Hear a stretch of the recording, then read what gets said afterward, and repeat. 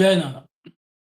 आपण चैतन्यपीठाच्या YouTube वाहिनीवरून गेल्या सुमारे 6 वर्षापासून आत्मसंवाद ही प्रबोधन मालिका प्रसारित करत आहोत. ही अखंडित चाललेली प्रबोधन मालिकेमध्ये आपले सद्गुरू आदरणीय बाबा महाराज आपल्याला वेगवेगळ्या विषयांवर प्रबोधन करीत असतात. गेल्या सुमारे 88 पुष्पांपासून आदरणीय बाबा महाराज श्री दत्त पुराण याविषयी आपल्याला प्रबोधन करीत आहेत. आत्मसंवादाच्या मागील पुष्पात आदरणीय बाबा महाराज दत्तपुराणातील पुढच्या श्लोकांचा अर्थ समजावून सांगताना म्हणतात की ती जी ब्राह्मणींनी कपिल तीर्थावर 60 वैकुंठाला गेली. नंतर विष्णूची प्रार्थना करून ब्रह्मलोकात तिला तिलोत्तमा हे नाव प्राप्त झाले. स्वरूप, लावण्य, सौंदर्य, बुद्धी, चातुर्य याची खाण असलेली ती एक उत्तम स्त्री रत्न होऊन देवांनाही मोह निर्माण करणारी झाली. तिच्यासारखी विशेष सुंदर सर्व अप्सरांमध्येही कोणी नव्हती. तिचा सत्कार करून ब्रह्मदेव तिला म्हणाले की हे देवी तिलोत्तमे, त्रैलोक्यात काट्याप्रमाणे उठणाऱ्या सुंदांना तू ठार कर. ठीक आहे असे म्हणून ब्रह्मलोकातून आकाश मार्गाने ज्या ठिकाणी ते दोघे राक्षस होते त्या ठिकाणी वीणा वादन करीत पृथ्वी तलावरती आली. प्रथम रेवा नदीच्या पात्रात स्नान करून तांबडे वस्त्र आणि विजेसारखी कांती असलेली चोळी घालून पायातील नुपुरांचा आवाज करीत पावलोपावली केशपाशातून फुले खाली उघडणाऱ्या आणि मंद आवाजात वीणा वाजवणाऱ्या तिला दूताने पाहिले आणि त्या दोघांना म्हणजे सुंद आणि अपुचंदांना म्हटले की हे स्वामी, आपण उभयता या जगात सर्व रत्नांचा उपभोग घेणारे आहात. अशाच प्रकारचे एक सुंदर स्त्री रत्न आपल्या अशोकवनात आले आहे, ते आपण ताबडतोब जाऊन पहा.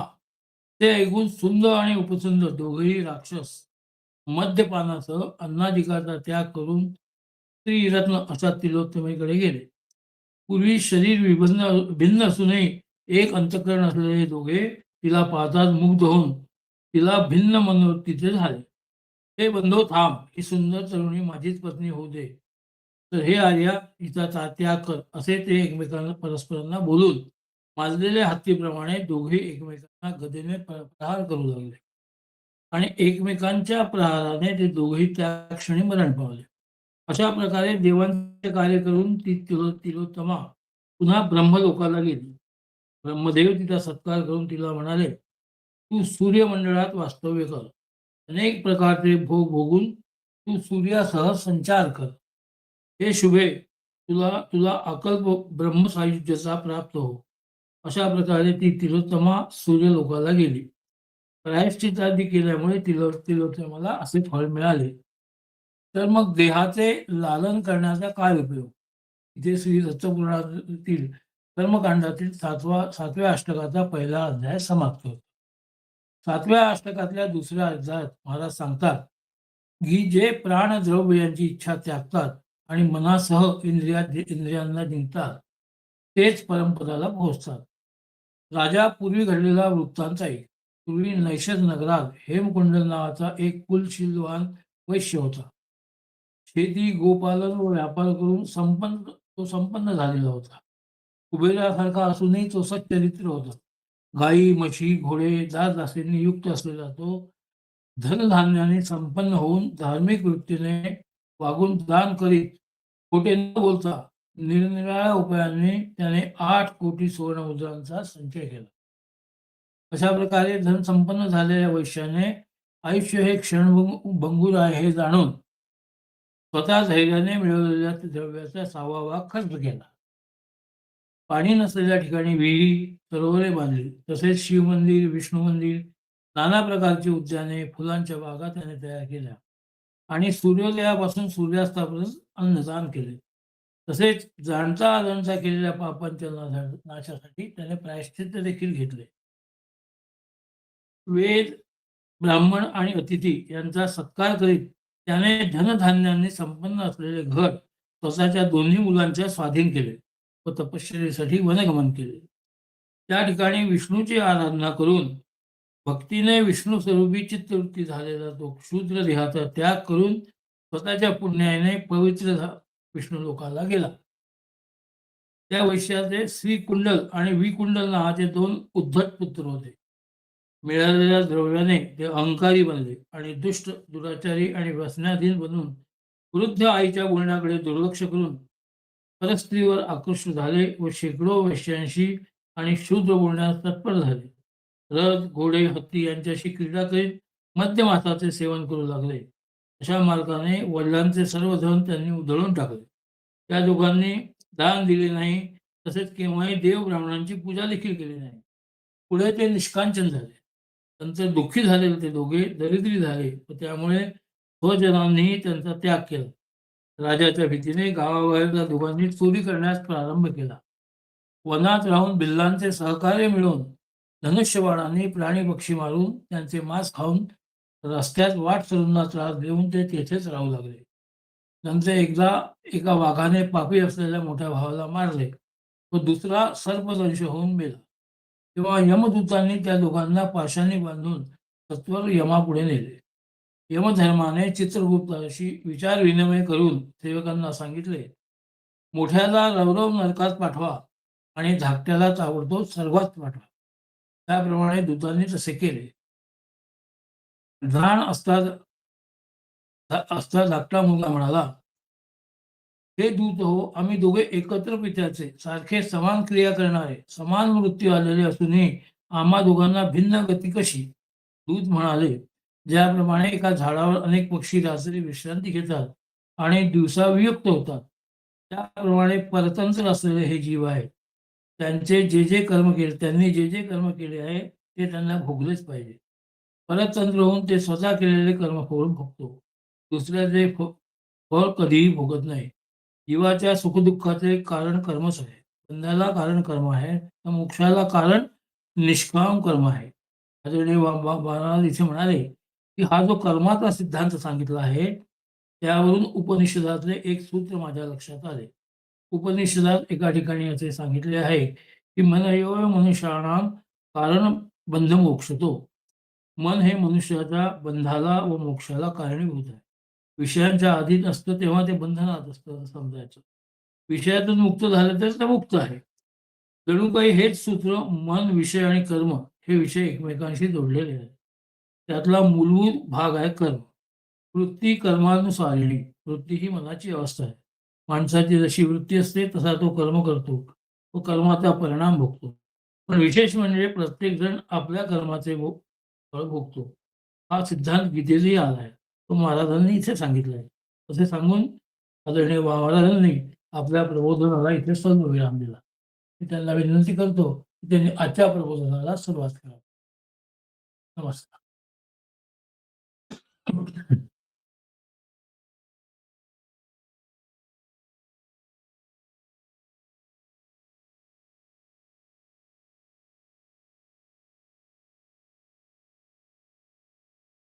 अनुसूयाति संभूतो दत्तात्रेयो दिगंबरा मर्तृगामी स्वभक्ताना उद्धरताम भवसंकटात.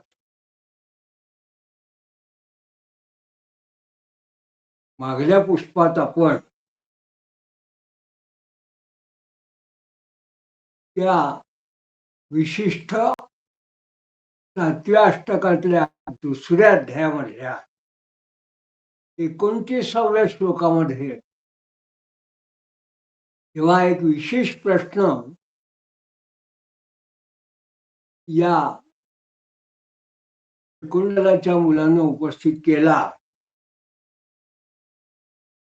तेव्हा तो जेव्हा असं म्हणतो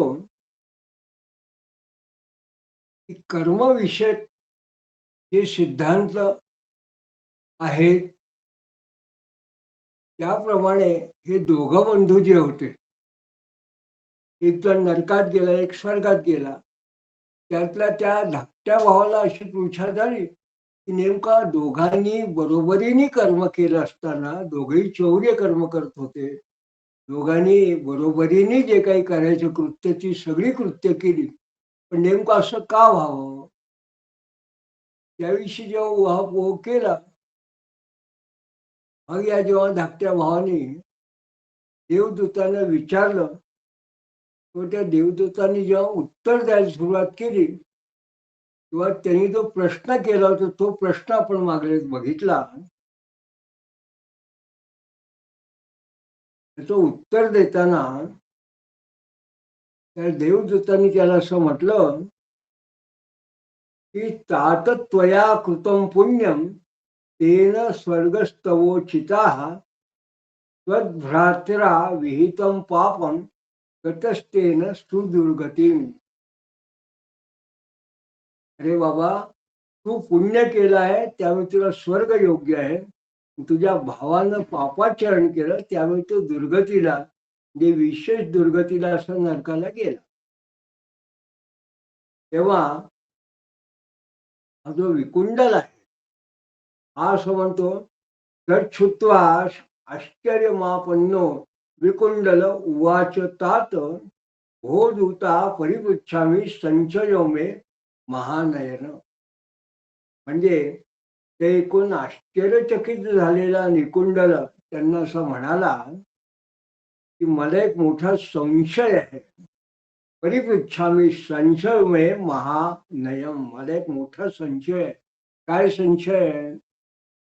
तर आबालान्मे मनपापे निरतम न वृषे नितिदम जन्मांतरीय पुण्यश्रम फलम वा कृतम यत कृतम. म्हणजे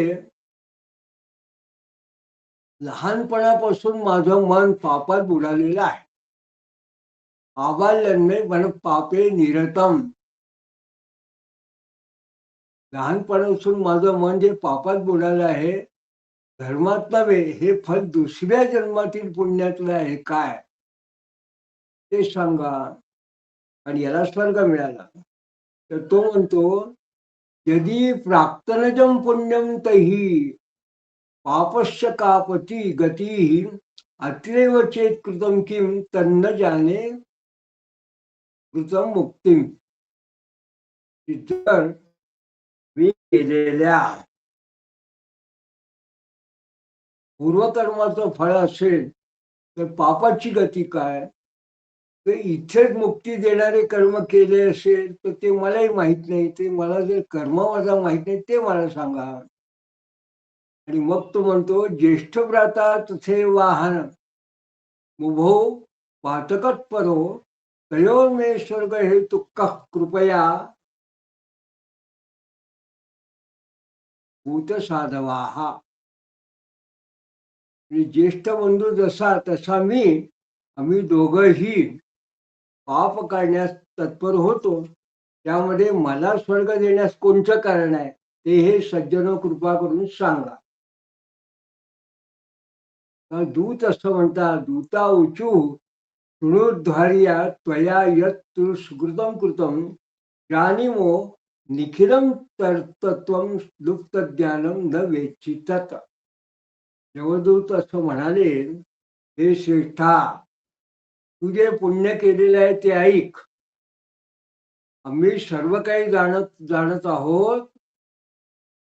त्वया यत् सुकृतं कृतं जानीमो निखिलं तत्त्वं. आम्ही सर्व काही जाणतो, पण लुप्त ज्ञानम न वेत्सित. पण ज्ञान लुप्त, तुला जे ज्ञान नाही असं तोही तू काही जाणत नाही. हरी विप्रात्मजो विप्र सुमित्रो वेद पारगा या आशिदा चिमे रम्ये कालिंद्या दक्षिणे तटे. हरी ब्राह्मणाचा सुमित्र नावाचा वेद पारंगत ब्राह्मण हा कालिंदी नदीच्या दक्षिण तीरावर एका आश्रमात होता. आशिरात आश्रमे रम्ये कालिंद्या दक्षिणेत. कालिंदी नदीच्या दक्षिण तटात. यदैव निर्धनो भूत्वा भ्रात्रा स वनं गता तदैव दैवयोगिना जातस्तस्य समागमा.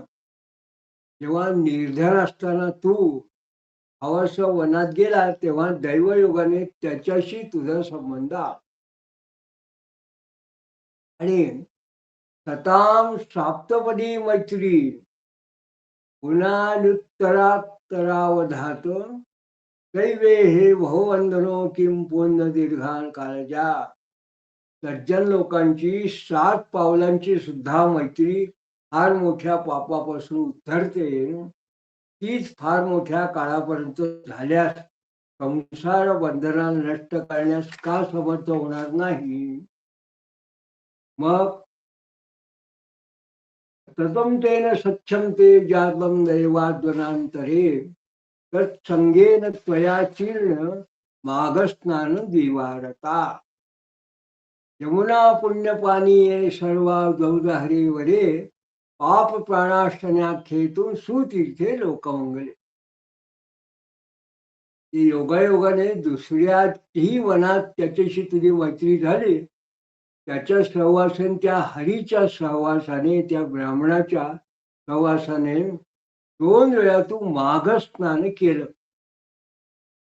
आणि त्या माघस्नान केलेल्या, ते सुद्धा सर्व पापांचा समूळ दूर करणाऱ्या यमुना नदीच्या पवित्र पाण्यात पाप प्रणाशन नावाच्या प्रसिद्ध अशा त्या पाप प्रणाशनाखेतून सुतीर्थे लोकमंगले, लोकांचं कल्याण करणाऱ्या अशा पवित्र तीर्थात, पापप्रणाश अशा तीर्थात तू स्नान केलं. म्हणून जणू काही एकेन सर्व पापेभ्यो निर्मुक्तस्त्वं परेण च महत्सर्ग फलम भुंक्ष गती सत्संगजात प्रियम. म्हणून एका माघस्नानाच्या फलानं तू पापापासून मुक्त झाला, दुसऱ्या माघस्नानाच्या फलानं स्वर्गाचं फळ उपभोग घ्यायला तू सिद्ध झाला. हे त्या सत्संगतीचं असं फल आहे. आणि पुण्या प्रभावेन मोदस्वं सुचिरम देवी तवाग्रजो अस्ति नरके भुनक्ती यमसा यमयातना. केलेल्या पुण्याईच्या प्रभावानं स्वर्गात बराच काळ आनंद घे, तुझा थोरला भाऊ नरकात आहे, तो यमयातना उपभोगता आहे. मग यांनी नरकाचं वर्णन करायला जेव्हा सुरुवात केली, तेव्हा ते असं म्हणतात, दूत विद्यमानो अशिना भ्रातरा वेद्यमानाश्च मुग्धरे चूर्ण्यमानम शिलापृष्ठे सोस्तंगारेशो भर्जिता. तुझा भाऊ तलवारीने तोडलेला, मुद्गरांनी फोडलेला, शिलाखंडावर चूर्ण केलेला आणि विस्तार वाजला जणू काही जात आहे. इत्या कारणास तद्वाक्यम भ्रातृ दुःखेन दुःखिता विनयावर्णत प्राह सुदीर्णम पुलकांकित. त्यांचं वाक्य ऐकून जणू काही भ्रातृदुःखेन दुःखिता, भावाच्या दुःखानं दुःखी झालेला असतो. विनयावताहा, विनया अवनताहा प्राह, असं विनय नम्र होऊन सुदीनहा पुलकांकिता, त्याच्या जणू काही अंगावर रोमांच उठलेला असं तो दीनपणे म्हणाला, वद्भीर्य समाख्यातम ततथैव न चान्यथा सत्संगई संस्मरेयन मुक्तम विजिनार्णवात. आपण जे सांगितलं आहे ते देवी दत्ताना म्हणतो ते तसंच आहे, खोटं नाही. सत्संगाचं मी स्मरण करतो, त्यामुळे मी पापसागरातून मुक्त झालो आहे. ही शतां सप्तपदी मैत्रीत्युक्तम तत्स्मर्तुहमहर्षिच भवत्ता श्रोतुमिच्छामि धर्मम स्वर्गतिदम वम. सज्जनांची 7 पावलांची मैत्री असं तुम्ही जे म्हणाला, ते स्मरण करण्यास आपण समर्थ आहात, ते तुम्हालाच माहिती आहे. तुमच्यापासून शाश्वत स्वर्गगती देणाऱ्या आता धर्माला, धर्म म्हणजे नेमकं काय ते ऐकण्याची माझी इच्छा आहे. इथे ते तेन संपृष्टाः दूता उचू शृणुष्व भो स्वर्ग दुर्गती गावे तो धर्माधर्मो सुनिश्चिती. जेव्हा त्यांनी विचारलं तेव्हा त्यामुळे ऐक, स्वर्ग आणि नरक प्राप्त करून देणारे धर्म अधर्म हे निश्चित आहे शास्त्र प्रामाण्याने. धर्माधर्मो सुनिश्चित स्वर्ग दुर्गा ती दावेतो, ती जी आहेत ते आता आम्ही तुला सांगतो. या ठिकाणी दत्तपुराणातल्या कर्मकांडातील हा जो कर्मकांडातला भाग आहे, त्यातली 7व्या अष्टकाचा दुसरा अध्याय समाप्त झाला. तिसऱ्या अध्यायाचा प्रारंभ करताना ते देवदूत म्हणतात, हर्ता योऽखिल शक्तीनां तमाराध्य स्वकर्मणा परपीडां न कुर्वन्ति न ते यांत्य का या अत्यंत कालयम. जो अखिल शक्तींचा धारक आहे, त्यांनी स्वतःच्या कर्माने आराधना करून आराधना केली आहे आणि जे दुसऱ्याला त्रास देत नाही, समाराध्य स्वकर्मणा परपीडां न कुर्वन्ति, जे दुसऱ्या त्रास देत नाही ते यमाच्या दारात जात नाही. न ते यात अत्यंत काल जमयम. ये प्राणिहिंसकास्ते तु वेदयज्ञस्तपोमुखे युक्तापिश्व यात ऊर्ध्व भक्तिहीनस्य तादृश. हे केवळ प्राण्यांची हिंसा करतात, प्राण्यांची हिंसा करतात, ते वेद यज्ञ तपश्चर्या आदींनी युक्त असले तरी ते वर जात नाही. तीच भक्ती असते, तशीच भक्तिहीन जे आहेत त्यांची अवस्था आहे. पण शास्त्रेण चोदित अहिंसा सैव धर्म परो मता सैवेहम परमम दानम सैवेहम परमम तपम. पण शास्त्राने जे विधीत सांगितलेलं आहे, ती जी कथन केलेली हिंसा जर असेल, तो परमधर्म आहे. तो परमधर्माप्रमाणे ते श्रेष्ठ दान आणि श्रेष्ठ तपश्चर्या आहे. या ठिकाणी एक वेगळा संभ्रम असा होतो की एकीकडे जे हिंसा करतात ते वेद यज्ञ या तपश्चर्या अगदी युक्त असली तरी वर जात नाही. किती कर्मकांडी पण हिंसा, म्हणजे एकीकडे हिंसेचा निषेध आहे, तर दुसरीकडे शास्त्राला विधीपूर्वक कथन केलेली हिंसा शास्त्रेने चोदिता हिंसा असं त्यांनी म्हटलंय. या दोनचा समन्वय कसा? काही ठिकाणी यज्ञामध्ये विशिष्ट जेव्हा पिष्ट पशु वगैरे जे असतात त्यावेळेस जे काही केलं जातं, किंवा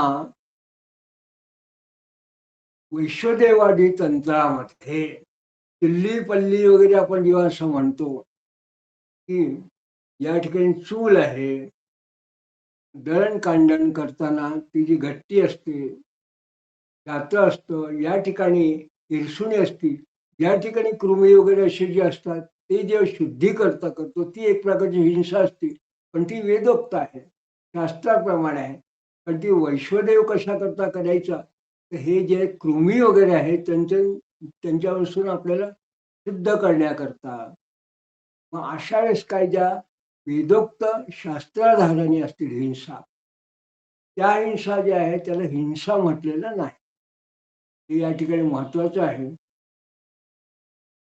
पण स्वहेतुक यज्ञांग पद्धतीने केलेलं विशिष्ट जर कर्म असेल, त्या ठिकाणी कळत न कळत जर अशी हिंसा असेल, त्याला हिंसा म्हटलं गेलेलं नाही.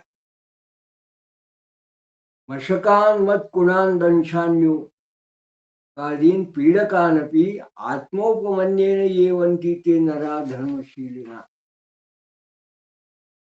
जे माशी ढेकून किडे वाळवी आदी पीडा देणाऱ्यांनी जे स्वतःप्रमाणे रक्षण करतात ते मानव धर्मशील आहे. या ठिकाणी अगदी माशी ढेकून किडे वाळवी हे माणसाला त्रासदायक असतात, पण ते त्यांचं रक्षण करतात,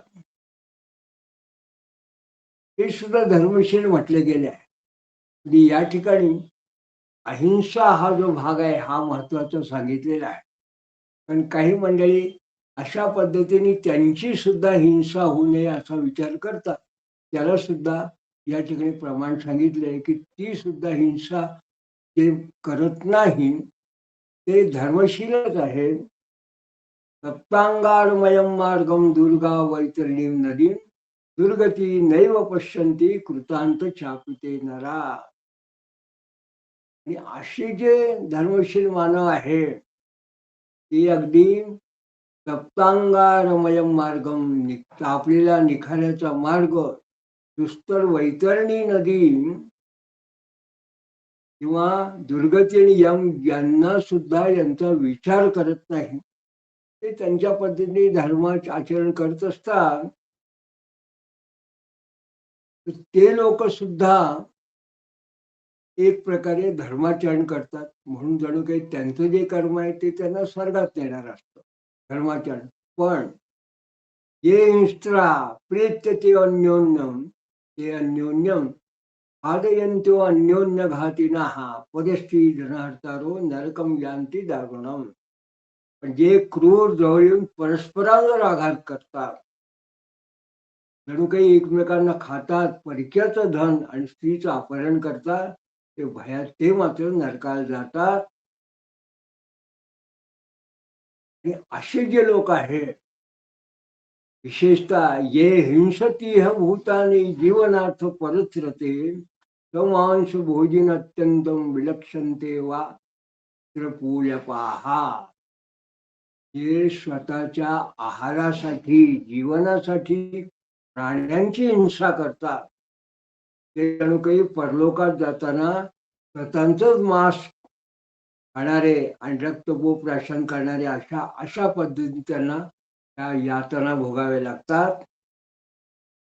पुढे अवरांते भविष्यंती नरकाग्नी गतापि तिर्यक योनी ऋषित्वातून सुचिराज्यांती मर्त्यता. ते नरकातून जरी बाहेर पडले तर ते पर्वत रूप होतात. हावर असते भविष्यंती, नंतर इतर प्राण्यांच्या गतीला प्राप्त होऊन बऱ्याच काळाने मानवाच्या स्वरूपाला प्राप्त होतात. हे हिंसा करणाऱ्यांबद्दल आणि परस्त्री अपहरण वगैरे जे करतात त्यांच्याविषयी या ठिकाणी कथन केलेलं दिसून येतं. पुढे पत्रापीच भवत्यंधा काणा कुब्जाश्च पंगवा अंगहीना दरिद्राश्च स्वादर्दिश्चन्यव चिन्हिता. काही त्या ठिकाणी सुद्धा ते तेव्हा खूप काळाने जरी मानवाच्या जन्माला आले तरी त्यांचं जे कृत्य असतं त्याच्यामुळे ते आंधळे, काणे, कुबडे, पांगळे, भवत्य अंधाहा काणाहा कुब्जाश्च पंगवाहा, कुबडे, पांगळे, अवयवहीन, अंगहीना आणि दरिद्राश्च स्वागश्चिन्हैश्च चिन्हता, स्वतःच्या पापाच्या चिन्हाने कलंकित असे दिसतात.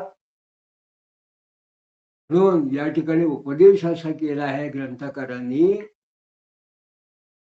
परद्रोहो न कार्योत कायेन मनसा हृदा यतो लोकद्वयात भ्रंशो द्रोग्रही परतो भयम. म्हणून काया वाचा मनाने दुसऱ्याचा द्रोह करू नये, आणि द्रोह करणाऱ्याला दोन्ही लोकातून धप्पात आणि त्यापेक्षा मोठं भय असतं. चंदमाना यथा नद्या सर्वायांती महाबुद्धीम अहिंसाया तथा धर्मा प्रविशंत खिला खलुहू. त्याप्रमाणे प्रवाहित असणाऱ्या सर्व नद्या, चंदमाना यथा नद्या सर्वायांती महाबुद्धी, सगळ्या ज्याप्रमाणे समुद्राला जातात त्याप्रमाणे सर्व धर्म जे खरोखर एक प्रकारे अहिंसेमध्ये प्रवेश करतात. जे जणू काही अहिंसा परमो धर्म असं या ठिकाणी सांगितलेलं आहे. ही दत्ताभय पुमाने व सर्व धर्म समावृता अचलम पदमाप्नोती न भूयश्चवते तताः. सर्व प्राणी मात्रांना अभय दिलेला मानवच पुमाने सर्व धर्म समावृता, मानव सर्व धर्माने मुक्त होऊन अचल पदाला प्राप्त होतो. अचलम पदम आपनोती, आणि तो पुन्हा न भूयश्चवते तताः, तो पुन्हा अधपतित होत नाही. पुढे देवदूत असं सांगतात, धर्मान वेदशास्त्रोक्तान देशकालोचितान अपि ये पश्यन्ति हते नैव पश्यन्ति यमयातना स्ववर्णाश्रमिणो ये च स्वा आचार निरिता सदा शीलवत्यो अपि नार्यश्च नाकपृष्ठे वसंती ते. जे स्वतःच्या वर्णाश्रमानुसार स्वतः नेहमी आचरण करतात ते आणि स्ववर्णाश्रमिणो येच स्वाचार निमित्ता सदा शीलवत्यो अपि नार्यश्च आणि शीलवान अशा स्त्रिया सुद्धा या नाकपृष्ठे वसंती ते. नाक म्हणजे स्वर्ग, त्या स्वर्गावर आरूढ होऊन राहतात. यथोक्ताचारिणा सर्वे जित कामा जितेंद्रिया स्वकर्म निरता यांती ब्रह्मलोकम व कल्मषम. शास्त्राने कथन केलेल्या आचारानुसार वागून जे कामाला जिंकून सर्वे जितकामा जितेंद्रिया जितेंद्रिय होऊन स्वतःच्या कर्मामध्ये रमून जातात. स्वकर्म निरता यांती ते निष्पाप अशा ब्रह्मलोकाला जातात. ब्रह्मलोकम अकल्पयन्न.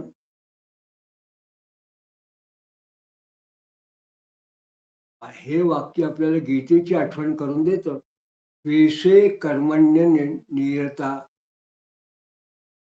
तो यांती पराम गती.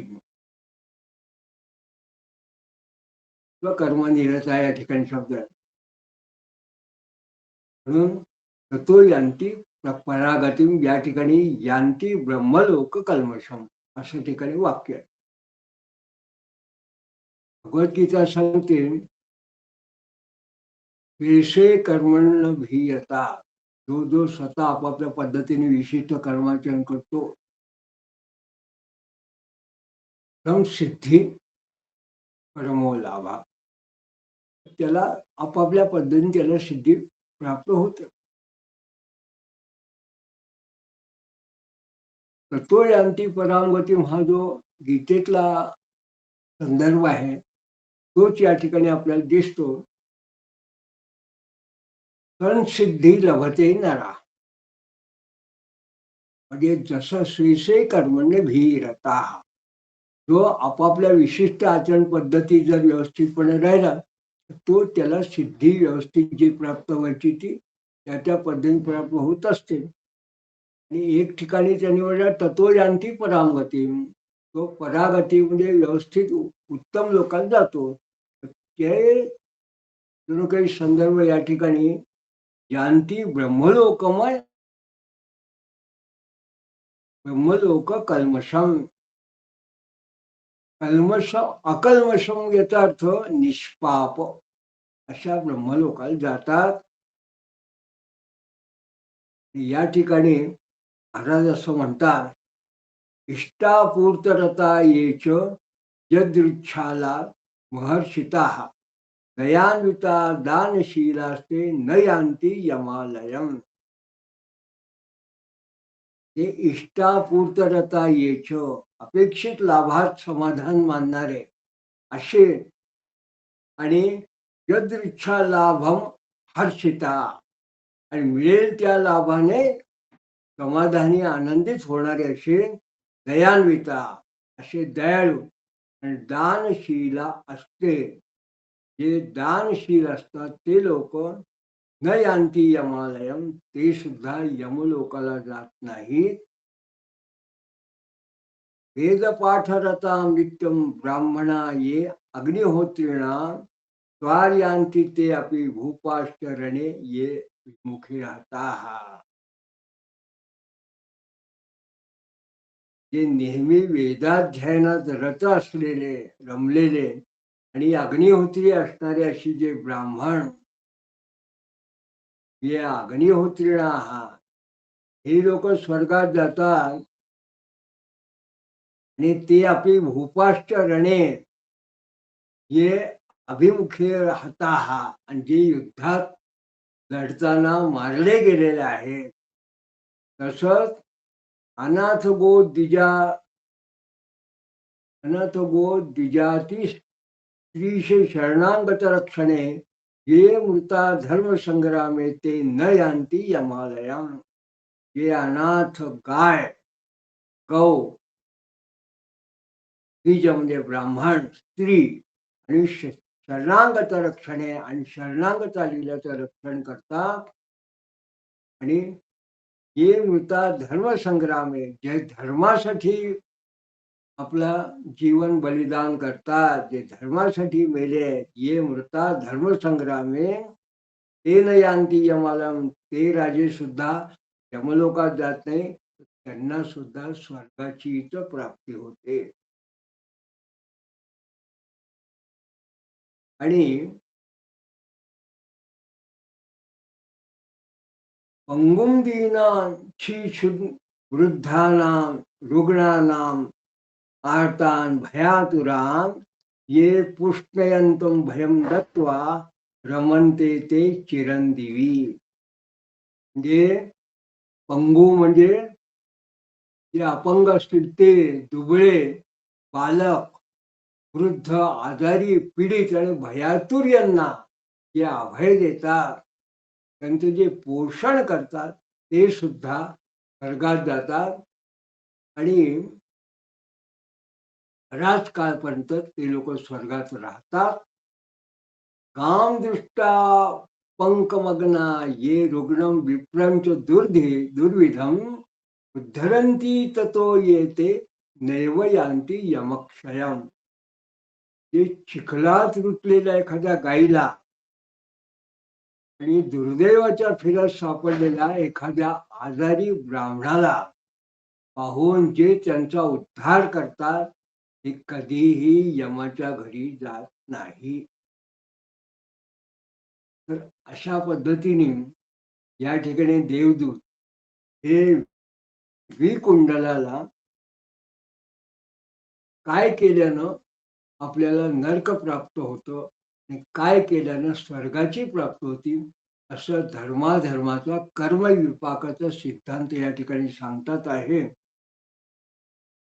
व आता हा सिद्धांत सांगत असताना ते पुढे काय सांगतात हे आपण यानंतरच्या पुढल्या पुष्पात बघणार आहोत.